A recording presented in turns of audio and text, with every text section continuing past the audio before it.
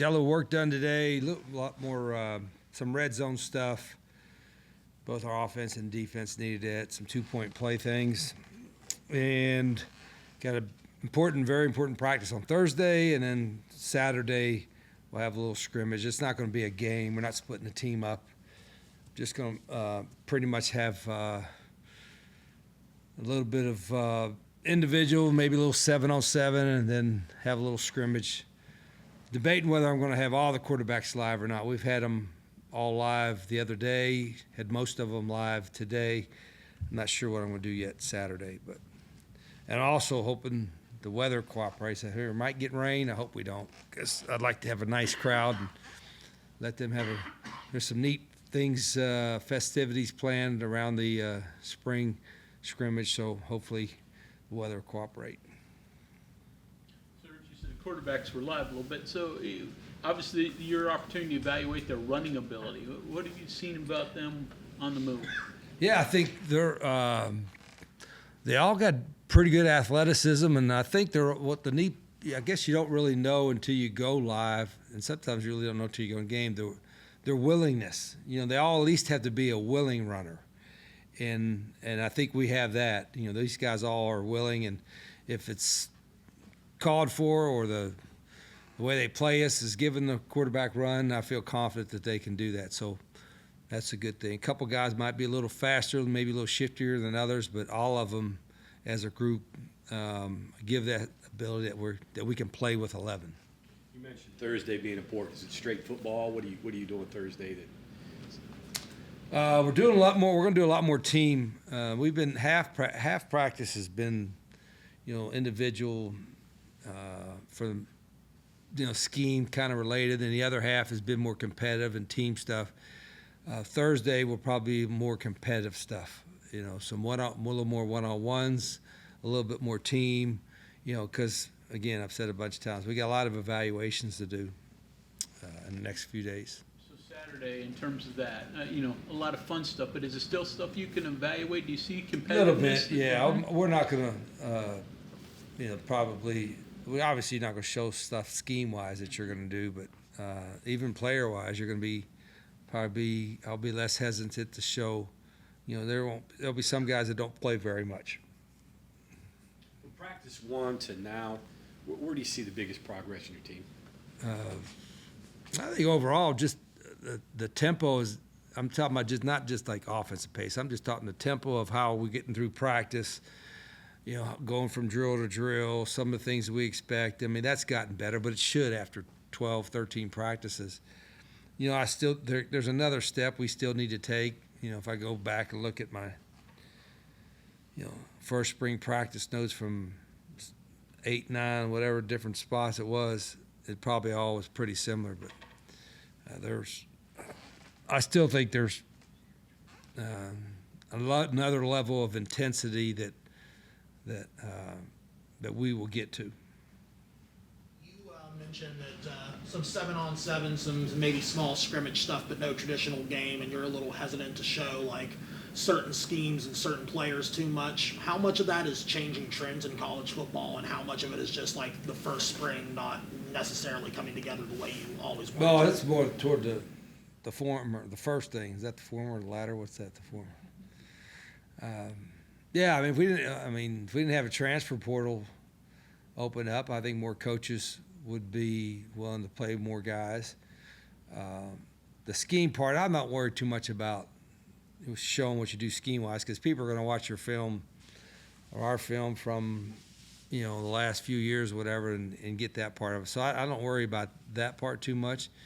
And I'm not overly concerned with the portal thing anyway, because I think our guys like it here, and I think most of them want to stay. So the reality is, though, that we have to have some roster movement, and we're not the only ones in the country got to do that. Did you see that increase in competition, with it being the last week? Let me watch the film first. I think a little bit. I saw a little bit of that today of a couple guys, but I told the team afterwards, I said, we've only got a couple opportunities, and I've told them, I said, it kind of sucks that, we have to do so much roster movement, management, whatever you want to call it. in April. I mean, it's just, yeah, no, I mean, I am complaining. I guess I am complaining, but it's kind of a new thing in college football, and it's not smart. It's not right. It's not organized correctly. And I think the people in charge see that. You can't have this much roster movement and turnover and changing in April and May in the summertime. It's just ridiculous. You like these morning practices? Is that something you're going to No, continue? we'll go back. I did morning one time. I think I was in Arizona, and we didn't have an indoor at the time, and it could get pretty toasty, and in the afternoon. So we did some morning. I think in one or 2 years we did morning practices, but I didn't like it. So I don't like it now. I mean, we're going to go back starting in the afternoon, or this year, going back to classes in the morning, coaches meet in the morning, practice in the afternoon. We don't play any games at 7 or 8 a.m. At least I don't think so. This was carryover because of class schedule. Yeah, it was too late for Yeah. me to change it. And I understand why some coaches do it. And then the players, I don't. Half their classes are online anyway. But I like our guys to get used to the time that we play, which is usually in the afternoon. So that's the main reason we'll be changing. We'll change that starting. Their class stuff in the summer will be mostly in the morning now. Their workouts will be afternoons. You mentioned coaches are going to look at your scheme and look at you did Jack State no matter what. What are your thoughts on the debate on whether a new coach coming into a conference would have a little bit of an advantage, or maybe the opposing coaches would have a little advantage over you because you're new to the conference? Where do you think that? Yeah, I don't think there's an advantage, your newness or how many years. I think the only advantage of having been at a place for a couple of years is that you've had a chance to develop your system and your roster and so on. Now the roster part of it maybe is not as there's changeover all the time, but at least your schemes or your terminology, the way you go about everything, the more you're there, the more guys are accustomed to that. So I think the first year is always the hardest. I'm not saying it just because it's my first year. It's just I'm just saying because your first year is always the hardest because there's so much teaching to do, not only with your players, but everybody on your staff, everybody that's involved in your program, how you do things.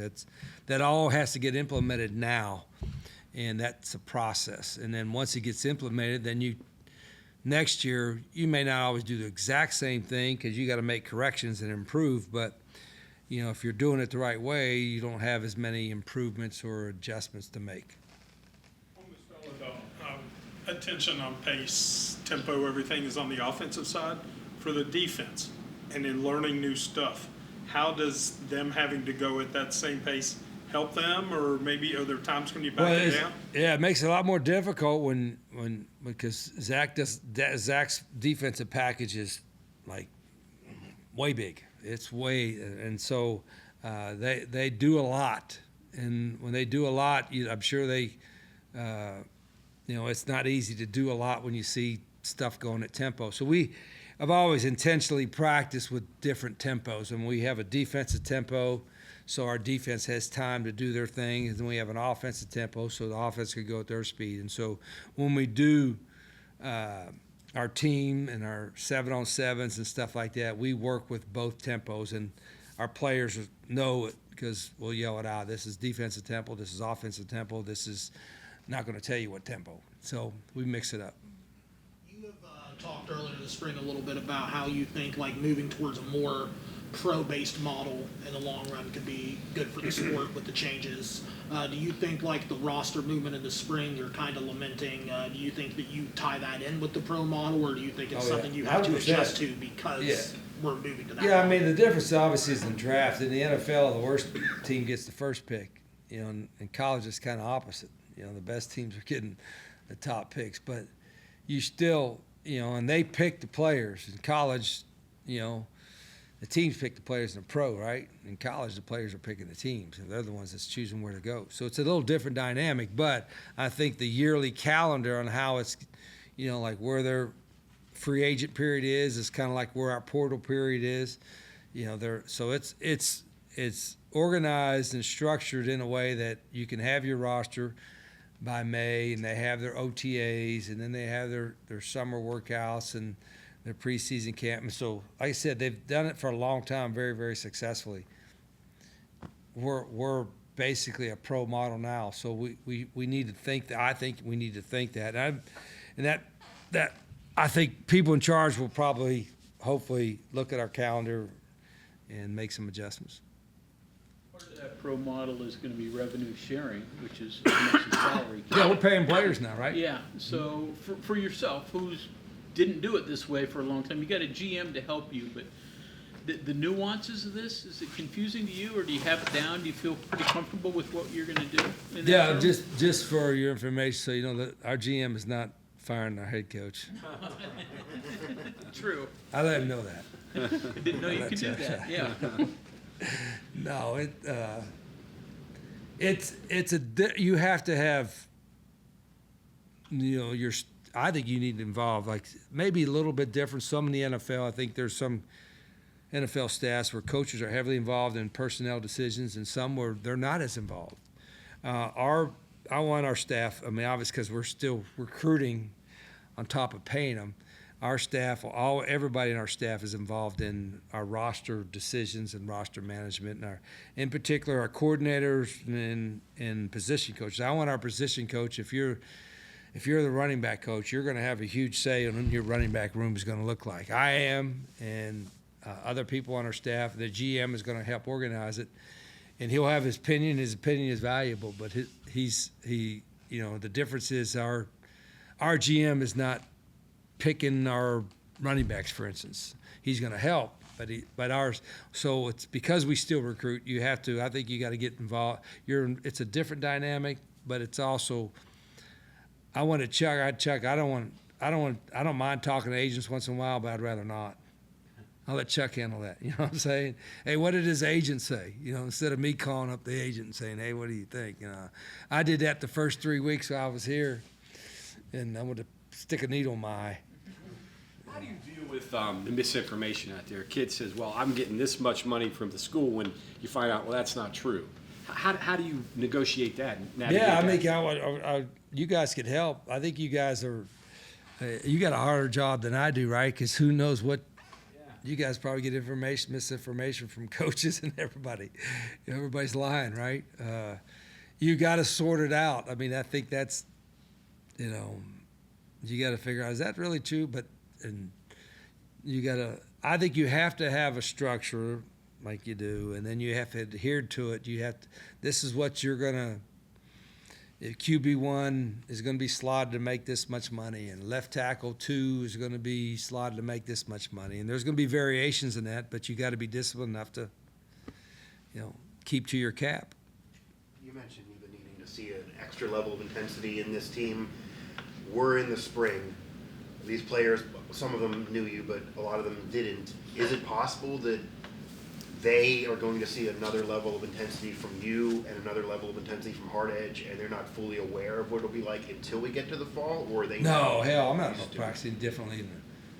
Okay, so you're I'm not practicing gonna turn it up differently another level. yesterday or tomorrow or next year or last year or 10 years from now or 20 years ago.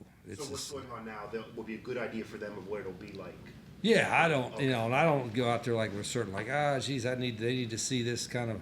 I just go out and coach, and you know what I'm saying? It's like, I'm not like thinking, I need to be a hard ass today, or I need to be a buddy today. I just go and coach. And all my coaches, some of them are louder, some of them are quieter, some of them, I like to yell not as much. I don't like always being the bad guy, but I'm just coaching. You know what I mean? I don't even think about it. Any of the older guys or the guys you'd inherited that have taken to your system better than you thought, that have come along, that What's jumped out that? at you? Some of the older guys that you've inherited, have they taken? Is there any that have jumped out to you that No, I mean everybody's kind of, they've all been pleased. Yeah, that's what I said. I think there was maybe a misconception that I was unhappy with the roster. That's not really. I'm unhappy with our competition and depth at several spots, and so we're going to try to quick that. But the guys that have been here have worked hard and given good effort. It's not easy on them when somebody comes in, but I'm not intensely trying to be like, you know, all Mr. Mean guy and have them all quit. You know what I mean? So, and that's why I think it's tough with you. I hope, respectfully ask that you don't try to ask our players about comparative, you know, styles, you know, from this staff to that staff, or this coach to this coach, or this school to that school, or this player to you, or, you know, how's this guy adjusting to the new staff compared to the old staff? Because I think that's kind of unfair to the guys a little bit, because they have to adapt to change, and that's not always easy. But every coach is different. I mean, they had good coaches here. Neil Brown's a good football coach.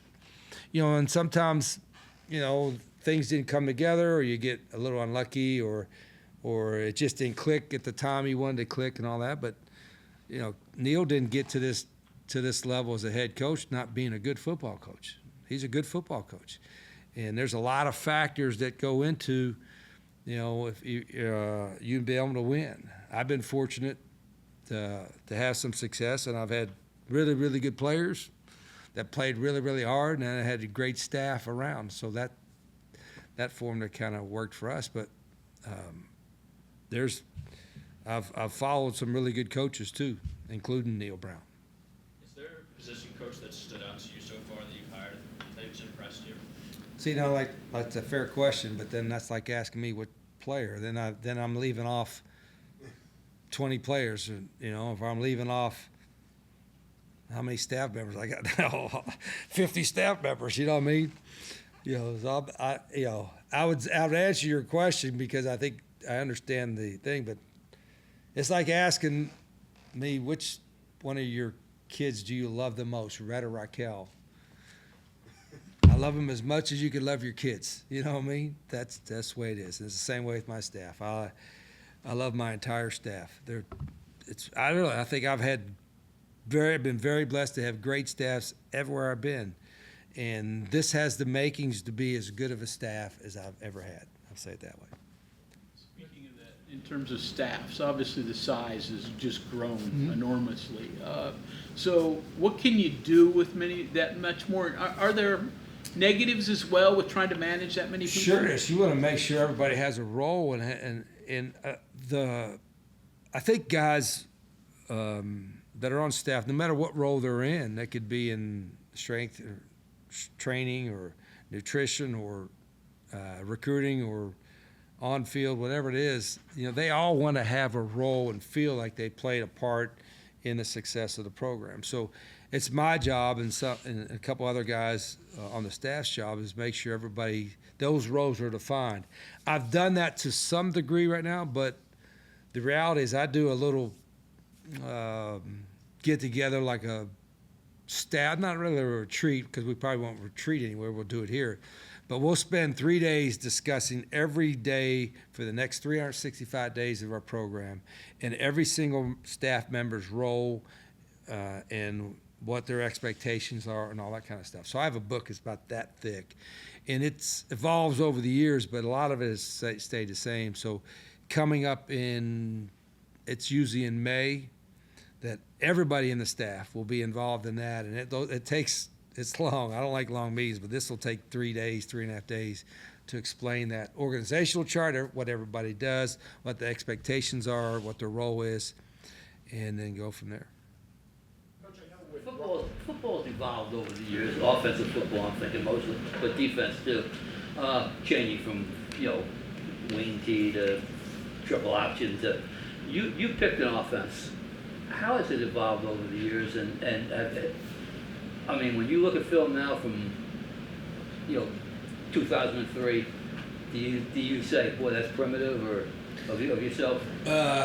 No, I think we're doing a lot more, and I think everybody's doing more, and I think technology has helped because you can, watch, like I can go right now and where our film will already be in the thing, and I can watch it, click it up, and from 3 different angles, and so it's a lot easier to learn more.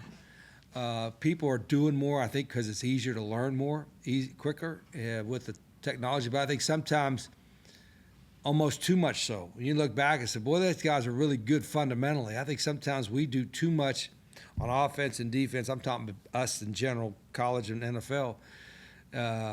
and you don't work as good as the fundamentals because you get all these new play ideas and everybody else is doing them. So my job is to obviously to keep exploring what's out there, what can help us scheme wise, but let's not forget the fundamental part of it, of how to block, how to tackle, how do you do your footwork, all that kind of stuff. And that's, to me, where when we've had success, we've been mostly simpler, but we've been really good fundamentally with really good players, and we can't lose that. Why did this offense that you've run for so long, why does it fit you?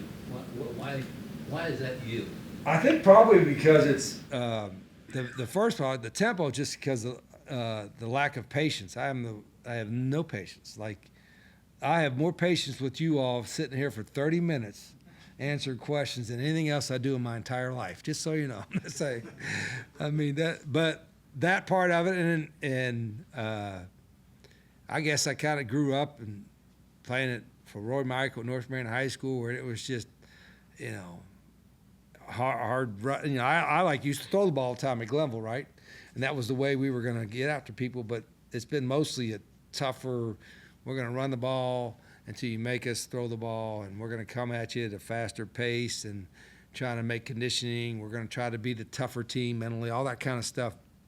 Every coach says they're going to do, but do you live that? Do you do that every day in your program? Is that a part of your deal? And I've always been able to have that as part of our deal on all three phases, and so that's kind of we hang our hat on. And that's why it fits West Virginia. I think this is a tough blue collar, people that live in this state. They're not afraid to get their hands dirty.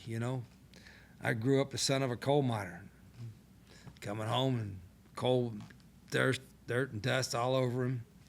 Then they go out in the garden or go hunting because they were spend the last 8 hours down in a hole. So it's kind of that kind of mentality is what I grew up in north central West Virginia, and I think that kind of maybe has a role in how I like to. Like I always tell you, we've run for 400, 500 yards before a few times. We've thrown for a couple of times way back when Jed's days for 500. If you ask me which one you'd rather have, both of them is pretty good. But if you run for 500 on somebody, it's programmed demoralizing. And it's like, oh my, that's the worst thing ever, right? If somebody runs for 300, 400, 500 yards on you, as a coach, you're like, oh my gosh, we just got steamrolled. Coach, on the point North Marion, that happened in the middle of a consolidation, you playing there. Are there any similarities between kids that may have played at Monongah or Barrackville not having a roster spot at North Marion to what you're that's the first time I thought about that when you said that, but I can remember it like it was yesterday because it was all of those 5 small schools, 5 communities. I was in Grantown. We didn't have high school in Grantown. We went to Fairview, so I played at Fairview High School, and you had Monongah and Mannington and Barrackville and who else? Farmington, all those schools together. And I remember there was a lot of folks that were like, geez, this is going to take away the small town high schools and take away opportunities. And I'm like, this is the greatest thing ever. We're going to be able to play at the highest level. And I think there was 150 guys. I might be wrong. I think it was around 140, 150 guys that went out for football that first year at North Marion. Because I remember because we had a big circle if we were doing that, some little drills, and guys were falling out left and right. And a lot of the 150, probably 100 of them were starters at other schools. But I thought it was great. The competition was great. I said, this is going to be the best thing ever. And we wound up winning. The second year, we wound up winning a state championship. And Roy Michael was a hard-nosed, tough, really good football coach. But I remember there were guys that quit like left and right because they weren't used to that whole challenge. And I thought that was a really good lesson to me. That's where I love. But I love football playing at Fairview for John Foltz. I love that. But the North Marion thing was the competition with all these people coming in. That's why I have a hard time with guys that bail on competition. I want guys that embrace it, not run away from it. Okay. Thank you very much. Okay.